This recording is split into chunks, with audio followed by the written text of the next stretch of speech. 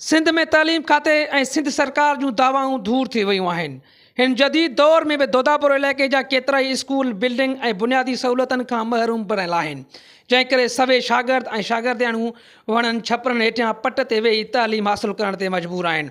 दोदापुर शहर खां 3 किलोमीटरनि ते मुफ़ासिले ते ॻोठ राहिब हुसैन लोहर जी प्राइमरी स्कूल केतिरनि ई सालनि खां वठी बिल्डिंग ऐं बुनियादी सहूलियतुनि खां महरूम आहे।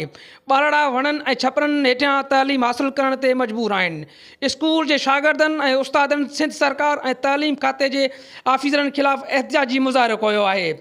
शागिर्दनि ऐं उस्तादनि एहतिजाज करे चयो त 18 सालनि खां वठी स्कूल खे बिल्डिंग न मिली सघी आहे। केतिरा ई दफ़ा तालीम खाते जे आफ़ीसरनि खे शिकायतूं कयूंसीं, पर कंहिं बि तदारक नाहे कई।